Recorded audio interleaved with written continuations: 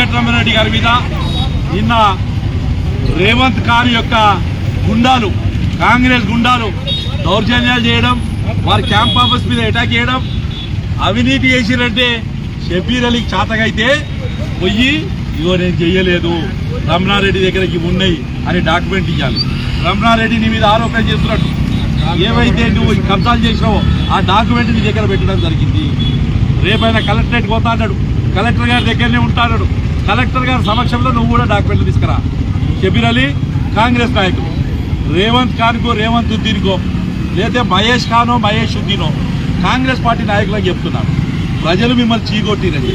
ముఖ్యంగా పాత ఇందూరు జిల్లాలో ఇటు ఇందూరు కానీ, ఆర్మూర్ కానీ, కామారెడ్డి కానీ ప్రజలు ఏ రకంగా భారతీయ జనతా పార్టీ దగ్గరున్న చూసి తట్టుకోలేక ఇలా కామారెడ్డి ఎమ్మెల్యే మీద దౌర్జన్యంకి వెళ్తున్నారని చెప్పి దీని భారతీయ జనతా పార్టీ రాష్ట్ర శాఖ పిలుపు మేరకు ఈరోజు రేవంత్ ఖాన్, రేవంత్ ఉద్దీన్ యొక్క దిష్టిబొమ్మ దగ్ధం చేయడం జరిగింది. విక్రమ్ రెడ్డి గారిని మాట్లాడవలసిందిగా కోరుతున్నాను. ప్రజాస్వామ్యంలో భౌతిక దాడులు అనేటువంటి సరైనటువంటి పద్ధతి కాదు. నిజాయితీగా అక్కడ ఉన్నటువంటి సమాజంలో మార్పు రావాలని చెప్పి కామారెడ్డి ప్రజల లోపల పూర్తిగా నేను తినను, ఎవరిని తిననీయనని చెప్పేసి ఆ యొక్క ఎమ్మెల్యే పారదర్శక పాలనతో అక్కడ ప్రవర్తిస్తున్న తీరు కారణంగా అక్కడ ప్రజలందరూ కూడా అక్కడ ఉన్నటువంటి కౌన్సిలర్లకు అందరినీ కూడా గెలిపించినటువంటి విషయం సమాజం చూసింది. అది ఓర్చుకోలేక ఆ యొక్క క్యాంప్ కార్యాలయంపై దాడి ఏదైతుందో దీన్ని తీవ్రంగా పరిగణిస్తుంది. ఈ రకంగా భౌతిక దాడులకే కనుక పురుగొల్పితే రానున్న రోజుల్లో భారతీయ జనతా పార్టీ కార్యకర్తలు ఈ శక్తిని మీరు తట్టుకోలేరు. గతంలో అనేక ఉద్యమాలు, ఈరోజు ఎక్కడ కూడా పార్టీ లేనాడు ఎన్ని ఉద్యమాలు చేసి ప్రభుత్వం మెడల్ వంచడమో ఈ యొక్క సమాజంలో చూసినటువంటి విషయం ఈ సందర్భంగా గుర్తు చేస్తున్నాను. తప్పకుండా రానున్న రోజుల్లో దీనికి మూల్యం చెల్లించాల్సి వస్తుంది. ప్రజాస్వామ్యంలో రేపు జరిగేటువంటి ఎంపీటీసీ, జెడ్పీటీసీ ఎన్నికల్లో ప్రజలే మీకు బుద్ధి చెప్పబోతా ఉన్నారని చెప్పి ఈ సందర్భంగా తెలియజేస్తూ ఈ యొక్క చర్యలను, దుశ్చర్యలను తీవ్రంగా ఖండిస్తా ఉన్నాం. జై శ్రీరామ్. నిన్న ఏదైతే కామారెడ్డిలో ఎమ్మెల్యే వెంకటరమణారెడ్డి పైన దాడులు, భౌతిక దాడులు జరిగినాయో అని నిజామాబాద్ జిల్లా తరఫు నుండి మేము తీవ్రంగా ఖండిస్తూ ఉన్నాం.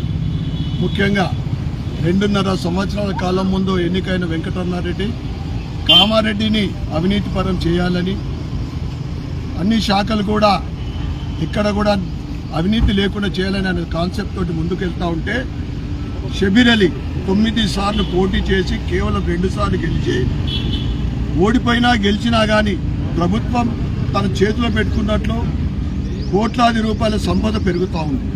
ఎవరైనా ఎమ్మెల్యేగా పోటీ చేస్తే ఆర్థికంగా తగ్గుతారు, దెబ్బతింటారు. కానీ ఈయన ప్రతి ఎన్నికల తర్వాత ఇంకా ఆర్థికంగా పటిష్టమవుతారు. ముఖ్యంగా ఎమ్మెల్యే వెంకటరమణారెడ్డి గారు ఆయన అవినీతి భాగవతం బయట పెడితే ప్రజాస్వామ్యబద్ధంగా మీరు తీవ్రంగా మీరు ఖండించండి. ఏమైనా సమాధానం ఉంటే చెప్పండి. కానీ ఈ విధమైన దాడులని ఇది ప్రజాస్వామ్యంలో సరైన పద్ధతి కాదు. ప్రజలందరూ కూడా గమనిస్తూ ఉన్నారు. భవిష్యత్తులో కామారెడ్డిలో కాంగ్రెస్ పార్టీ నువ్వైతే షబ్బీర్ అలీ అనుకుంటున్న కామారెడ్డి అంటే నాదని మీ కాంగ్రెస్ పార్టీని కామారెడ్డిలో పొందబెట్టడం ఖాయం.